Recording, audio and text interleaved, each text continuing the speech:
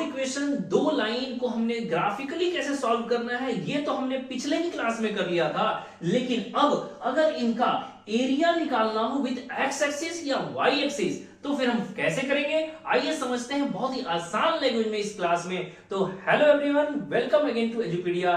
Linear equation in two variable के second class में आपका स्वागत है।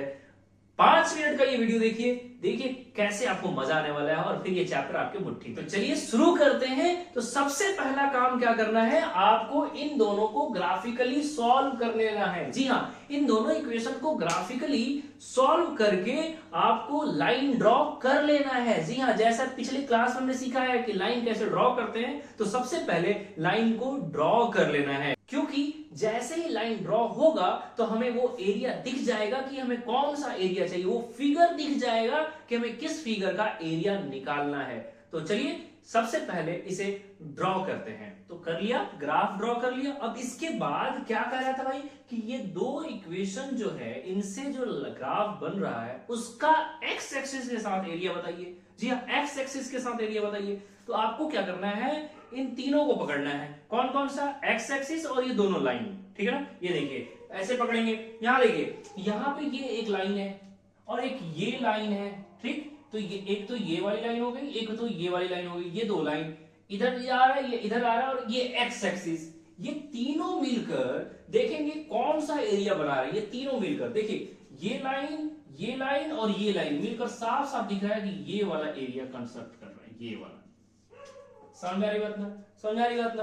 अगर ये y के साथ कहता, जी हाँ y एक्सिस के साथ कहता, तो हम क्या करते, देखिए हम y एक्सिस के साथ कहता तो ये वाली लाइन और ये तीनों मिलकर फिर यहां, ये देखिए यहां वाला एरिया पकड़ रहा है, यहां वाला, है ना। जैसा वो बोलेगा वैसा आपको पकड़ लेना है। जैसे कि वो x एक्सिस के साथ बोला है तो मैं x एक्सिस पकड़ा और ये दोनों लाइन पकड़ा, ये लाइन और ये लाइन, यानी कि मुझे इस वाले एरिया को निकालना, इस वाले एरिया को निकालना, बस।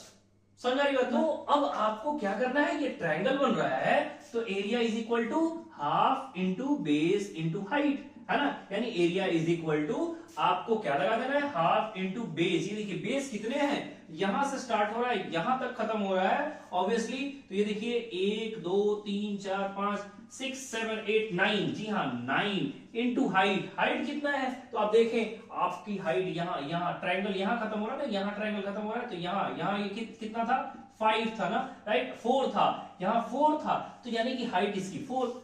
ये लीजिए, ये 2 से 2 बार में कट गया, 18 स्क्वायर यूनिट। ऐसे एरिया निकाल लेंगे। जी हाँ, इतना आसानी से आप एरिया निकाल पाएंगे। कोई फिगर दिया है, ये देखिए मान लीजिए ऐसा दिया हुआ है और कह रहा है ये ऐसे दिया हुआ है और ये ऐसे दिया हुआ, कह रहा है कि एरिया निकालिए वाई एक्सिस के साथ। जी हाँ, वाई एक्सिस का। तो ये देखिए ये गया और ये गया, है ना, ये वाई एक्सिस। ऐसे में ये वाला एरिया पकड़ेंगे। जी हाँ, जबकि यही अगर एक्स एक्सिस के साथ कहता तो फिर हम ये वाला एरिया पकड़ते, है ना, ये वाला, क्योंकि एक्स एक्सिस यहां है।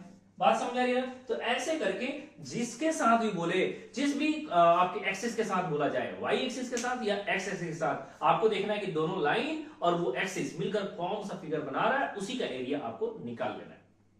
तो उम्मीद है एरिया निकालना आपको समझ में आ गया है। तो अब चलिए चलते हैं, यूनिक सॉल्यूशन कब कहलाएगा, कोई भी दो इक्वेशन कब देगा यूनिक सॉल्यूशन, कब देगा नो सॉल्यूशन और कब देगा इनफाइनाइट सॉल्यूशन। जी हाँ, तो चलिए चलते हैं। देखिए मान लीजिए कि अब आपके पास फिर से दो इक्वेशन दिया गया है और पूछा जा रहा है कि शो कीजिए कि ये यूनिक सॉल्यूशन दे रहा है, या फिर ऐसे पूछा गया है कि शो कीजिए कि ये नो सॉल्यूशन दे रहा है, या शो कीजिए कि ये इनफाइनाइट सॉल्यूशन दे रहा है, या फिर आपसे डायरेक्टली ये पूछा जाए कि सॉल्व करके बताइए कि ये कौन सा इक्वेशन दे रहा है, नो सॉल्यूशन, यूनिक सॉल्यूशन या फिर इनफाइनाइट सॉल्यूशन। तो आपको क्या करना है, आइए समझते हैं। तो सबसे पहले करना यह है कि आपको पिछले क्लास में जो आपने सीखा था कि इन दोनों लाइन को कैसे ड्रॉ करें, सबसे पहले ग्राफ पे इसे ड्रॉ कर लेना है। समझ में आ रही बात ना। चलिए तो मैं यहाँ पे ड्रॉ नहीं कर रहा, मैं आपको बस ये बता रहा हूं कि कैसे पहचानना है कि ये यूनिक सॉल्यूशन है या नो सॉल्यूशन है या फिर इनफाइनाइट सॉल्यूशन है। चलिए इन दो भी लाइन, जो भी दो लाइन आपको गिवन होंगे, जो भी दो इक्वेशन गिवन होंगे, सबसे पहले तो आपको सॉल्व कर लेना है जैसा कि पिछले क्लास में आपने पढ़ा था, यानी कि लाइन ड्रॉ कर लेना है। मान लीजिए कि एक लाइन ऐसे ड्रॉ हो गई और एक लाइन ऐसे ड्रॉ हो गई, है ना, ये दो लाइन ऐसे ड्रॉ हो चुके हैं, ठीक है ना, एक लाइन हमारी ये वाली है और एक लाइन हमारी ये वाली है। अगर ऐसा कुछ फिगर आ गया बनाने के बाद, इसे सॉल्व करने के बाद ऐसा कुछ फिगर आ गया जहां ये दोनों लाइन एक दूसरे को इंटरसेक्ट कर रही हैं, जी हाँ इंटरसेक्ट कर रही हैं, ये दोनों लाइन एक दूसरे को कट कर रही हैं, हाँ कट कर रही हैं, दिख रहा है कि यहाँ एक दूसरे को कट कर रही हैं।